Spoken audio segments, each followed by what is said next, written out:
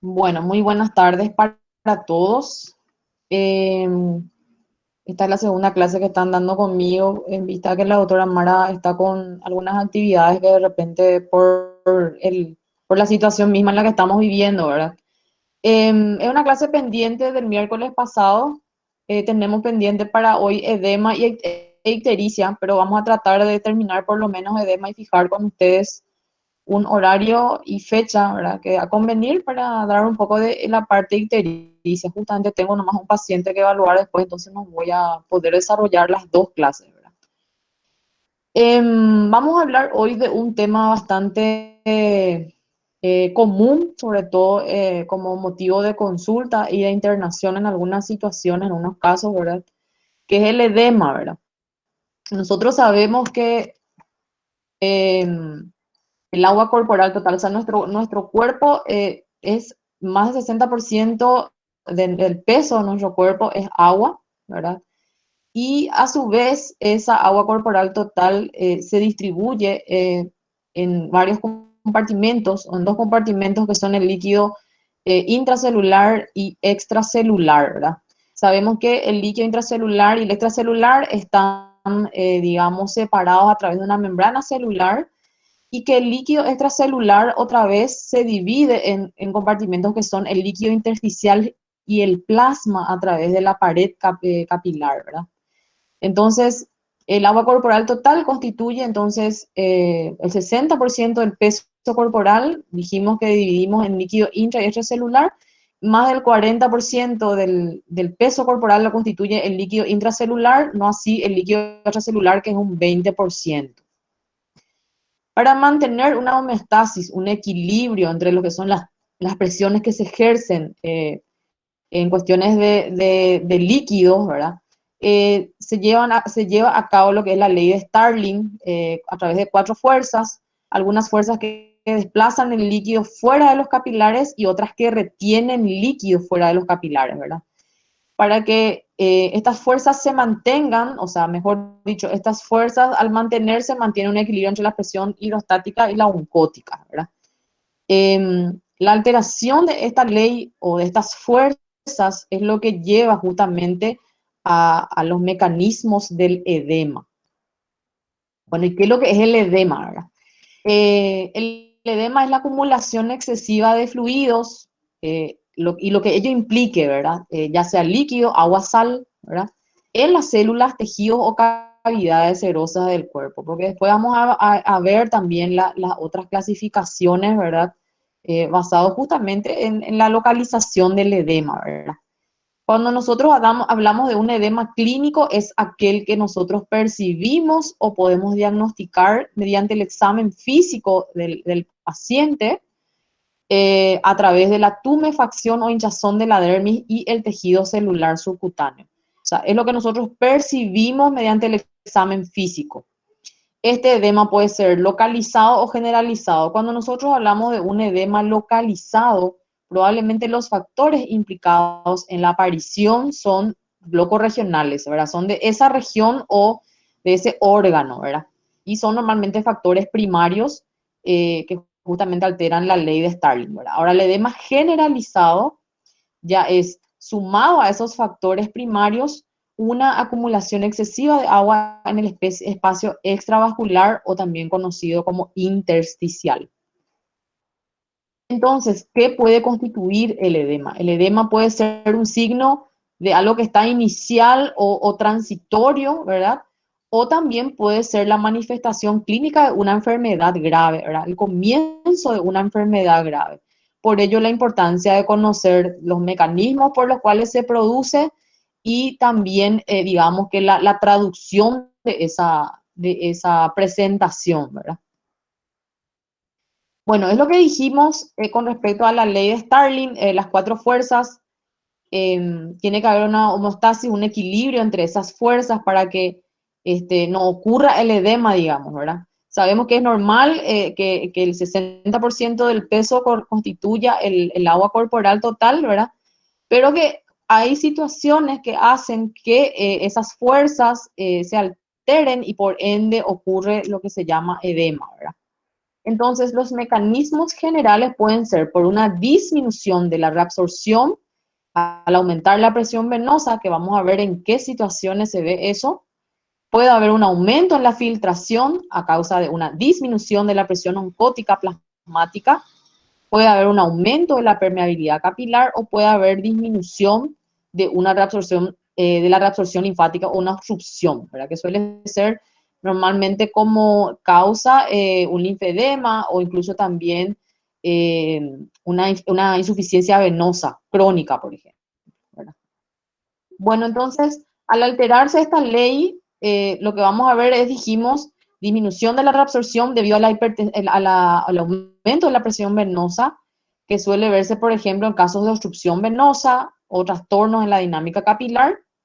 Puede haber aumento de la filtración al disminuir la presión oncótica plasmática, que es lo que suele verse, por ejemplo, en un edema carencial, ya sea por albuminemia, o sea, disminución de albúmina en sangre, dificultad de síntesis, por ejemplo, una hepatopatía crónica o cirrosis en los pacientes alcohólicos, por ejemplo, ¿verdad? Mayor destrucción cuando hay un hipercatabolismo intenso, cuando hay un síndrome de mala absorción, ya sea por pérdida de pérdidas entéricas excesivas. También puede ser en el caso del síndrome nefrótico, que constituye justamente una enfermedad renal, o en casos de desnutrición grave, que es lo que dijimos en las enfermedades carenciales, ¿verdad? Entonces, en ello se debe entonces a un aumento en la filtración a causa de la disminución de la presión oncótica. Puede haber también alteraciones en la permeabilidad del endotelio capilar, que suele pasar cuando hay inflamación, ¿verdad? Por ejemplo, nosotros solemos ver, sobre todo yo soy infectóloga y suelo ver muchos casos de pacientes que acuden al consultorio, ya sea por una celulitis o erisipela, ¿verdad? Y normalmente esos cuadros infecciosos se suelen acompañar de mucha inflamación, ¿verdad? Y después vamos a ver también que son productores de este edema asimétrico. También puede haber una perturbación en el drenaje linfático. Vamos a hablar después del linfedema, que este puede ser idiopático primario, y también están las causas secundarias del linfedema. Si bien acá no figura, pero también se suele ver linfedema asociado a algunos cuadros infecciosos, sobre todo parasitarios, como son las filariasis, las que producen normalmente lo que se conoce como elefantiasis, que seguramente escucharon alguna vez, ¿verdad?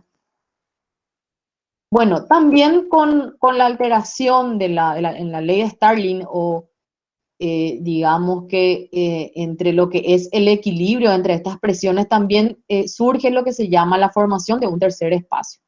El tercer espacio serían zonas virtualmente libres de agua, pero ¿qué pasa? Que en condiciones patológicas pueden acumular líquido, pero no participan en la dinámica de los líquidos corporales. Por ejemplo, pericardio, pleura, cavidad peritoneal y espacios articulares. Normalmente esas zonas ubicadas en estas cavidades, digamos, ¿verdad? El pericardio, por ejemplo, y pleura, normalmente suelen tener un poco de líquido, pero que más bien les sirve como una especie de lubricante, ¿verdad? No así, a partir de cierta cantidad ya se considera que hay un derrame pericárdico, derrame pleural en el caso de la pleura, ¿verdad? Derrame sinovial en el caso de los espacios articulares, y ascitis normalmente le decimos cuando es en cavidad peritoneal, ¿verdad? Porque vamos a ver después. Desde el punto de vista hidroelectrolítico, el edema generalizado configura un exceso hidrosalino. Normalmente lo que ocurre cuando hay un edema generalizado es que se acumula de forma patológica el líquido en el espacio intersticial, ¿verdad? Que acuérdense que eh, el 20% nomás le corresponde al líquido extracelular, ¿verdad? Entonces, probablemente sobrepase ese 20% para que nosotros digamos que hay un edema generalizado, ¿verdad? Bueno, puede pasar también que estos edemas estén acompañados por una disminución de la volemia arterial efectiva, o algunos también cursan, que después vamos a ver, con hipervolemia, ¿verdad? Que hay situaciones de edema acompañado de, entonces, disminución de la volemia, o sea, una hipovolemia o una hipervolemia. Bueno, como hablamos nosotros de edema generalizado, ¿verdad? El edema generalizado se cataloga con el nombre anasarca, ¿verdad? Y normalmente el contenido de esas cavidades, digamos, es un trasudado, que vamos a ver cuando hablemos de la parte de secreciones. Bueno, entonces, en los tipos de edema, nosotros vamos a ver después que de acuerdo a la distribución, estos pueden ser asimétricos y simétricos, y también dentro de lo que sería esta clasificación está lo que es el edema localizado y generalizado, ¿verdad? Las causas son distintas cuando analizamos cada tipo de edema. Un edema localizado, por ejemplo, puede ser por una dilatación venosa, una obstrucción venosa, puede ser por obstrucción linfática, que es lo que estábamos viendo en el caso del linfedema, daño inflamatorio de la pared capilar. En cambio, el generalizado puede ser por un edema con albúmina plasmática normal o albúmina plasmática disminuida, que es la hipoalbuminemia, ¿verdad? Entonces, ¿en qué situaciones podemos ver con disminución de albúmina, verdad? Podemos ver en el edema cirrótico, también en edema renal y edema carencial. Porque acuérdense que el riñón funciona como un filtro, ¿verdad? Cuando nosotros tenemos una proteinuria elevada, probablemente vamos a tener edema como consecuencia de la disminución de albúmina plasmática, ¿verdad? Ahora, el edema con albúmina plasmática normal se suele ver normalmente en edema cardíaco, también el idiopático o también conocido como edema cíclico, ¿verdad? Bueno, esos son los tipos de edema, entonces localizado y generalizado, ¿verdad? Después vamos a ver la clasificación del localizado. Bueno, también se puede clasificar al edema en cuanto a grados. Esta clasificación normalmente utilizamos más sobre todo en lo que serían los miembros inferiores, ¿verdad? Que son los sitios habituales de edema, ¿verdad? El grado 1, por ejemplo, dice leve depresión sin distorsión visible del contorno y desaparición casi instantánea. Después les voy a mostrar el tema del Godet, se llama el signo que usamos para, digamos, clasificar el edema, ¿verdad? El grado 2, que es depresión de hasta 4 milímetros, y normalmente al dejar la impresión con el dedo desaparece en 15 segundos. El grado 3 es depresión de hasta 6 milímetros y recuperación de la forma en 1 minuto, ¿verdad? Y el grado 4 ya es la depresión profunda de hasta 1 centímetro y puede persistir el signo de Godet de 2 a 5 minutos. Entonces hay 4 grados de clasificación del edema en base a la depresión que suele producirse con el signo de Godet o de fobia que vamos a ver enseguida.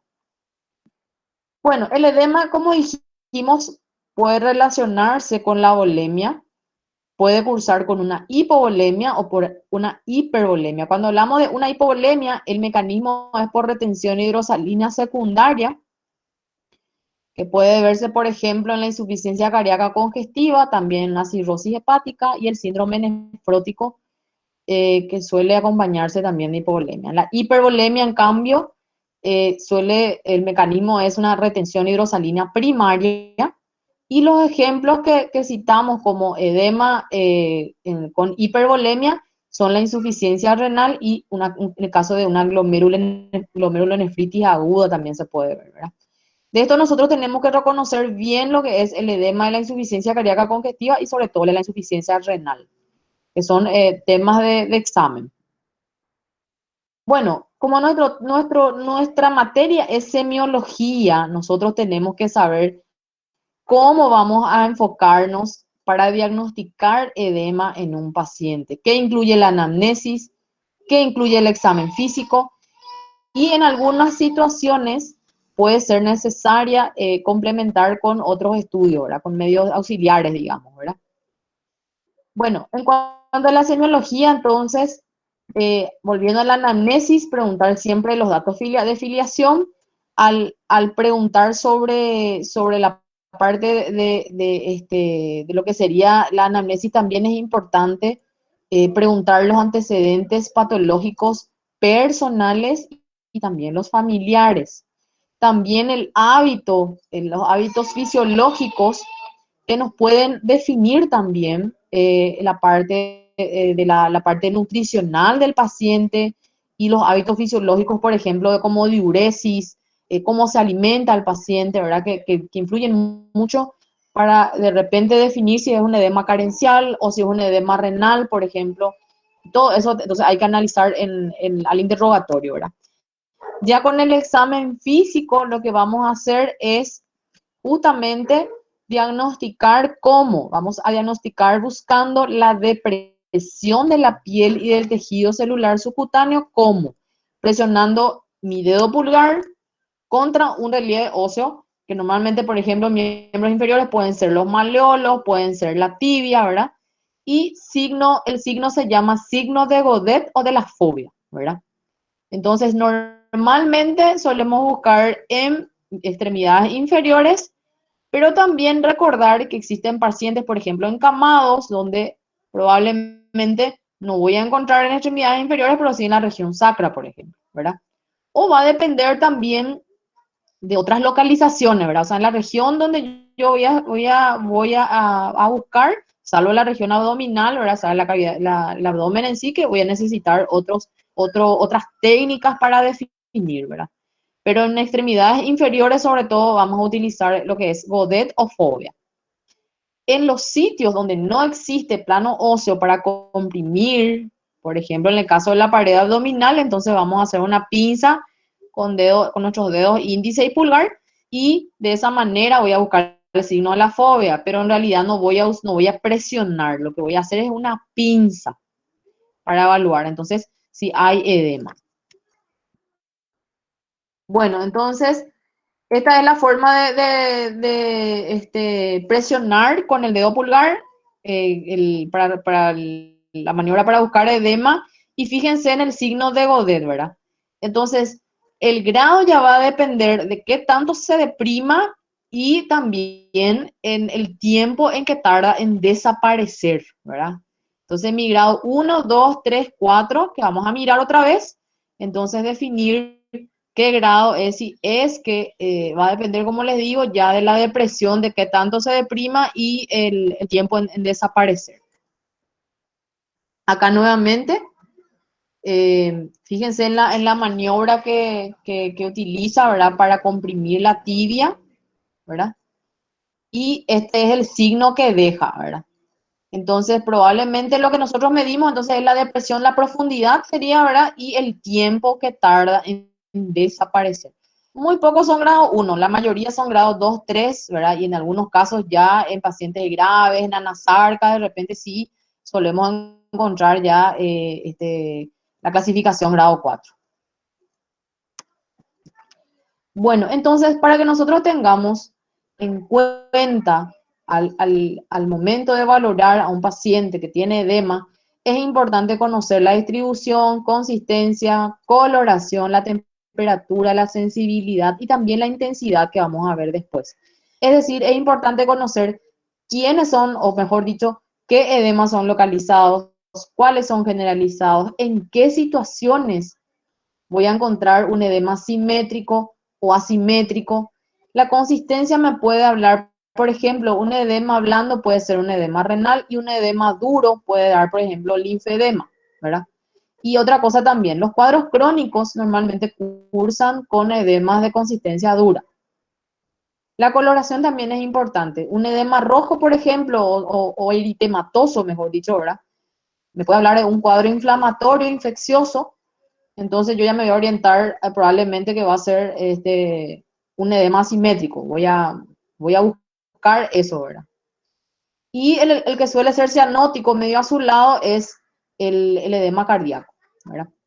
La temperatura también es importante. A veces cursan con temperatura normal, pero normalmente entre caliente y frío tengo que ver. El caliente normalmente tiene da la connotación de que es un cuadro inflamatorio infeccioso también. Y frío, que normalmente suele ser, por ejemplo, el renal. El linfedema también es un edema frío, vamos a ver después. El tema de la sensibilidad también es importante, la coexistencia de dolor más edema me tiene que hablar de un proceso inflamatorio O también puede ser una insuficiencia venosa, pero más da en los cuadros inflamatorios, ¿verdad? Entonces, eso tenemos que preguntar también. A modo de resumen, entonces hay que ver la localización y distribución. Localizado dónde, ¿verdad? En miembro, en la cara, en la región palpebral, si es presacra, por ejemplo, también en algunas situaciones en flancos también se suelen localizar, pero normalmente cuando ya se localizan en flancos ya va hacia un edema generalizado, ¿verdad? Suelo encontrar en otro sitio y aparte en flancos, ¿verdad? Entonces puede ser un edema generalizado. El edema generalizado, acuérdense que se llama anasarca. Ese es el término que tenemos que utilizar cuando vamos a describir un edema generalizado. Bueno, en cuanto a la intensidad, ¿verdad? Para la intensidad, eh, vamos a utilizar el signo de fobia o ODET, ¿verdad? Que normalmente tiene que ser 1 a 3 cruces, pero más, o sea, más bien es el grado 1, 2, 3, 4, que es la nueva clasificación. También es importante pesar al paciente, porque te dice Sherurupá, ese es el término que utilizan. Bueno, le vamos a preguntar hace cuánto tenés edema, ¿verdad? O hace cuánto que te hinchaste, ¿verdad? No vamos a usar el término edema, así como habíamos hablado la vez pasada del tema de disnea, no le vamos a preguntar desde cuándo tenés disnea, ¿verdad? Desde cuándo te cuesta respirar, cosas así, ¿verdad? Tenemos que adecuarnos también al vocabulario de los pacientes, ¿verdad? También es importante medir el perímetro de la región edematizada, pero muchas veces no hacemos eso, ¿verdad? Usamos mal el signo de fobia y nos quedamos con la anamnesis, lo que el paciente refiere, digamos, ¿verdad? Bueno, la consistencia, entonces, consistencia blanda, el renal, consistencia dura, en el caso del linfedema. La elasticidad también es importante porque cuando nosotros hacemos la depresión con nuestro dedo pulgar y retorna inmediatamente, probablemente sea inflamatorio, ¿verdad? Pero el que es inelástico, que demora en retornar, normalmente nos habla de un cuadro crónico. La temperatura, normalmente el que tiene calor, o sea, caliente, es el edema inflamatorio. Y los edemas que son crónicos son más bien con temperatura local fría, ¿verdad? Normalmente la temperatura es fría o incluso normal, ¿verdad? Bueno, la sensibilidad que ya mencionamos, doloroso e indoloro, y otras alteraciones como por ejemplo la coloración que habíamos mencionado, pálido, cianótico, eritematoso, y el aspecto de la piel que muchas veces puede lucir lisa, brillante, arrugada, y solemos hablar mucho también de lo que es la piel de naranja, que suele acompañarse sobre todo en los linfedemas. Bueno, dijimos nosotros, el edema puede ser asimétrico o simétrico. Si vamos a hablar de miembros inferiores, por ejemplo, cuando yo digo asimétrico, normalmente describimos en la historia clínica extremidades asimétricas a expensas ¿de qué? De edema de tal miembro inferior izquierdo, por ejemplo, ¿verdad? Entonces, ¿en qué situaciones o qué me tiene que hacer pensar a mí de la causa de ese edema asimétrico? Normalmente los edemas asimétricos pueden ser por un edema venoso, un linfedema, o también puede ser un cuadro inflamatorio, infeccioso, por ejemplo, o también traumático, ¿verdad? Entonces, cuando hablamos de edema venoso, normalmente suele ser una aparición aguda unilateral, porque dijimos que es asimétrico, grado 2 de 4 en el caso de la clasificación en grados, ¿verdad?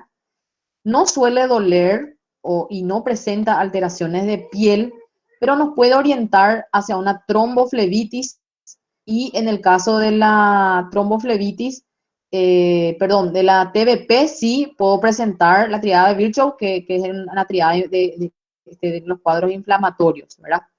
En el caso de la TBP puede doler, son situaciones en las que sí puede acompañarse de dolor, y normalmente puede desencadenar también unos trombos, o sea, embolia.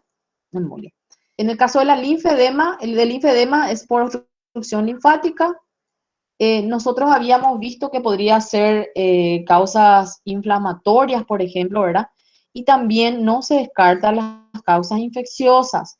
Entre las causas infecciosas están las filariosis, que suelen ocasionar las elefantiasis, y también se puede ver linfedema en caso de tuberculosis y fiebre tifoidea. También son causas del linfedema, ¿verdad? Si bien son más causas más raras, también se pueden ver, ¿verdad?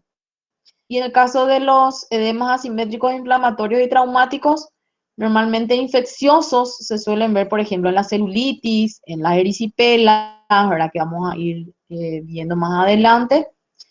Cuando hay soluciones de continuidad, por ejemplo, también se suele ver edema asimétrico, ruptura fibrilar de un músculo, lo que dijimos de la causa traumática, o también puede haberse en el caso de un trastorno del sistema nervioso central que cause paresia o hipoplejía, ¿verdad?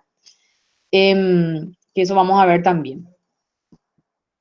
Y los simétricos tenemos una infinidad de causas, pero las más comunes son las que vamos a mencionar, ¿verdad? Puede ser por un aumento de la permeabilidad capilar o edema relacionado a fármacos. Dentro de lo que serían el aumento de la permeabilidad capilar, encontramos el edema angioneurótico, que suele ser un edema, por ejemplo, por una anafilaxia o hipersensibilidad. El edema nudoso, que suele haber en la región pretibial, o también puede asociarse el edema nudoso a infecciones o enfermedades sistémicas o incluso a fármacos. El edema nudoso también se puede ver, por ejemplo, en el caso de la enfermedad de Hansen, o sea, lepra, también puede haber. Edema relacionado con fármacos, pueden ser, por ejemplo, por los AINES, antihipertensivos, vasodilatadores, también por hormonas, ¿verdad? O sea, hay una infinidad de causas que pueden producir edemas simétricos. Bueno, en cuanto al diagnóstico diferencial, entonces, un edema simétrico puede ser un edema cardíaco, un edema de causa hepática por ejemplo, una hepatopatía crónica, una cirrosis, por ejemplo, insuficiencia venosa crónica también en enfermos renales, en el caso de una desnutrición o pérdida de proteínas, el edema angioneurótico que habíamos mencionado, en los causa de edema por hipersensibilidad, por alergia, vamos a decirle en términos populares, ¿verdad? Y el edema cíclico. En el caso de los asimétricos puede ser por una trombosis venosa profunda, las causas traumáticas, inflamatorias, linfedemas. En algunos casos de vasculitis también se puede ver eh, edema asimétrico, y también cuando existe lo que se llama una distrofia simpática refleja, ¿verdad? Que ya es algo más del sistema nervioso. Bueno, en cuanto a la etiología, ¿cómo son las características? Estos son los que tenemos que mirar bien, ¿verdad? Fíjense, la insuficiencia cardíaca suele dar un edema bimaleolar, o sea, en los tobillos normalmente, ¿verdad? Y después va ascendiendo, ¿verdad?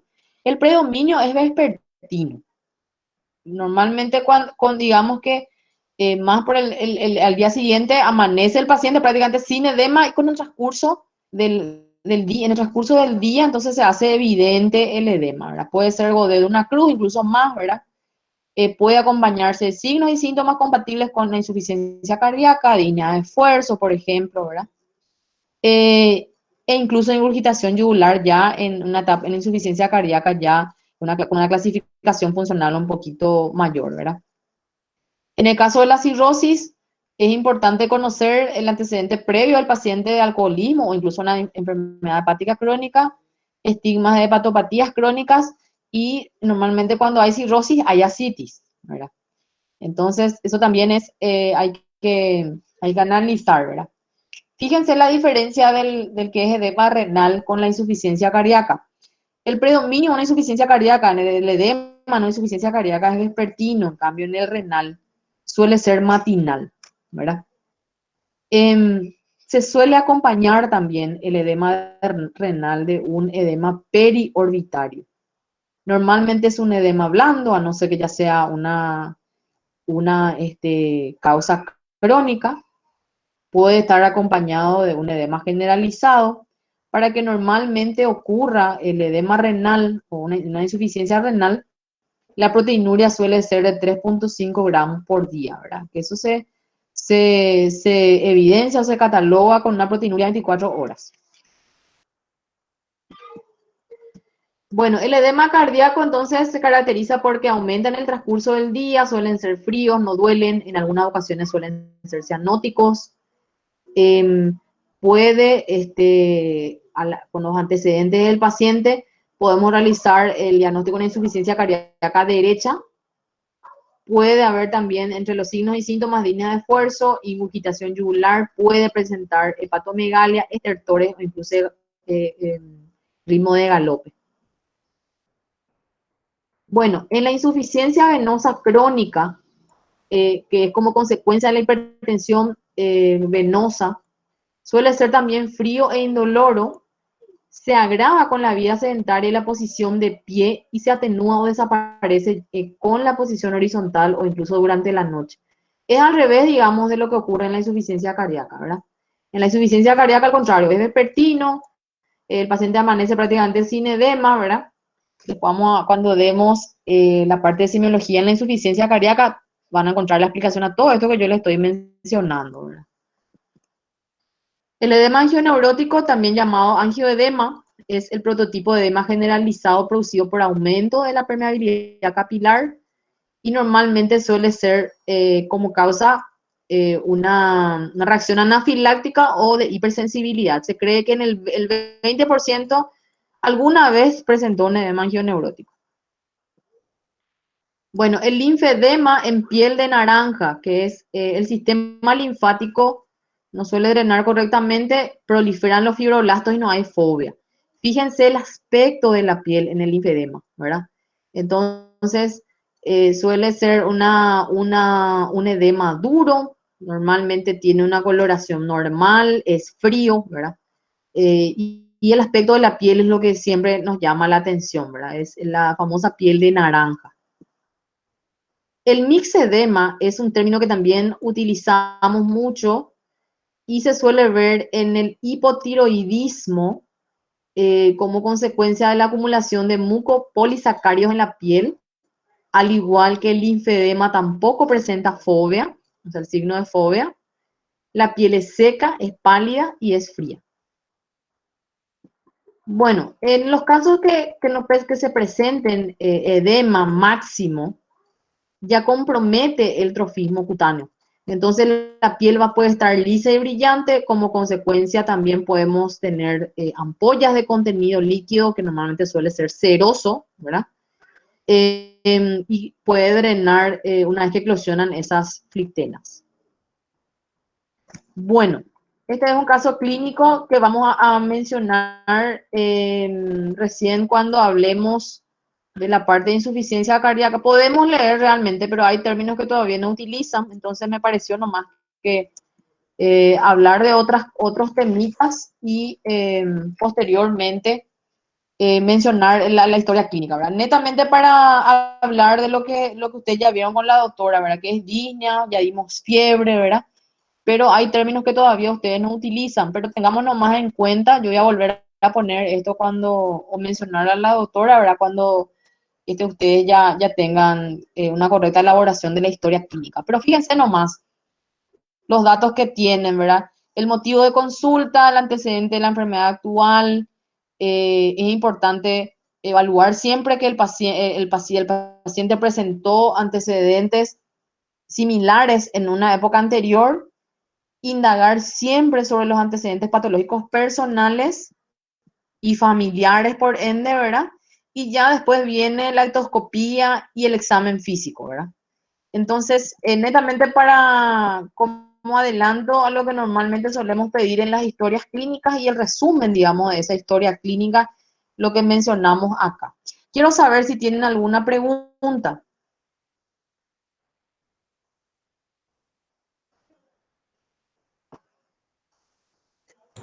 No, doctora. Bueno, lo que quiero fijar con ustedes es lo siguiente, ¿verdad? Em, hacer una diferencia, uno, que es un edema localizado y generalizado, ¿verdad? Utilizar los términos que habíamos mencionado, por ejemplo, anasarca, derrames que vamos a ir viendo luego, porque hay capítulos donde normalmente solemos desarrollar, o sea, cada derrame, digamos, tiene otra vez su semiología, digamos, por eso no insisto mucho en hablar de eso, ¿verdad? Pero en mencionar, utilizar ya los términos, ¿verdad? Practicar por lo menos ahí en la casa el signo de Fove o Godet, ¿verdad? Que facilito. Em, También diferenciar lo que son el edema cardíaco, el edema renal. El angioneurótico, eso es muy raro, pero suele pasar, o sea, se suele ver, pero son muy raros, más vemos el edema cardíaco y renal, y también vemos lo que son los edemas asimétricos por causas de inflamatorias o incluso infecciosas, ¿verdad? Entonces, eso, diferenciar bien. Y siempre tener en cuenta que, por ejemplo, la distribución, la consistencia, la temperatura, ¿verdad? La intensidad, todo eso ustedes tienen que hacer. Pueden hacer un cuadrito, por ejemplo, y hacer el diagnóstico diferencial de ese tipo de edema, ¿verdad? La parte fisiopatológica, no es que se le va a preguntar qué es la ley de Starling, cómo que dice la ecuación, sino que reconocer por lo menos el mecanismo, ¿verdad? De cada tipo de edema, sobre todo aquellos que son más frecuentes, ¿verdad? Entonces, no es el cociente de no, nada que ver. Es netamente reconocer qué mecanismo y cuáles son los ejemplos de ese mecanismo y diferenciar los tipos de edema, ¿verdad? Como les dije acá, es importante la anamnesia en el paciente. Les va a decir me hinché o se me hinchó o incluso en guaraní cherurú, ¿verdad? O irurú, y tenemos que ahí indagar la causa de ese edema, ¿verdad? ¿En qué situaciones son simétricas y en qué situaciones son asimétricas? Eso no tenemos que olvidarnos. Y está el linfedema, mixedema, que si bien son cuadros muy raros, ¿verdad? Existen y tenemos que reconocer. Entonces, todo eso es importante que sepamos. Bueno, hay dudas al respecto. Lo que quiero también con ustedes es ver si van a poder en estos días, me dicen ustedes, doctora, nosotros podemos, qué sé yo, viernes, por ejemplo, y damos ictericia. Ictericia no es muy largo, pero hay que dar bien. Hay que dar bien porque hay que reconocer, ¿verdad? Y tiene un poco de teoría que no hay que dejar de mencionar. Doctora, Sí, doctora, disculpe, y no podemos dejar para el mismo día nomás, o sea, el miércoles como que ustedes viene, quieran. Sí, el porque miércoles que viene. sí, porque el problema porque se plantea, bueno, en mi caso particular es que todos los días tenemos clases y prácticas virtuales y estamos un poquito apretados. Entiendo. No, Y el no, yo miércoles que entiendo. viene En realidad les tenemos que estar. preguntaba, la idea mía era darles hoy, ¿verdad? Pero tengo justo pacientes internados, entonces no me hice un poquito de tiempo ahora para darles esta parte. Pero podemos dejar para el miércoles, entonces hacemos primero ictericia, sí, y después damos, no sé qué tienen que dar la semana que viene. Voy a preguntarle a la doctora, ¿verdad? Entonces, damos ictericia primero y después lo que corresponde de esa fecha, si les parece, ¿verdad?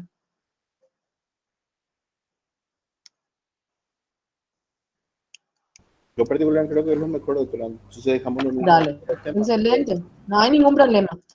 Yo le voy a pasar al delegado de ustedes la clase, entonces les voy a pasar a ustedes otra vez, no tengo problemas con eso, ¿verdad? Em, Hagan sus resúmenes igual, ¿verdad? Y agreguen a lo que es la clase, lo que está en el libro de ustedes, que es el Argente Álvarez, ¿verdad? Entonces, vayan agregando algunos puntitos que de repente no está escrito en las presentaciones, ¿verdad? Pero que son importantes, igual que de repente ya no las pude mencionar, ¿verdad? Cualquier pregunta, yo estoy disponible si por ahí tienen dudas, entonces podemos preguntar igual si no corresponde a esa clase.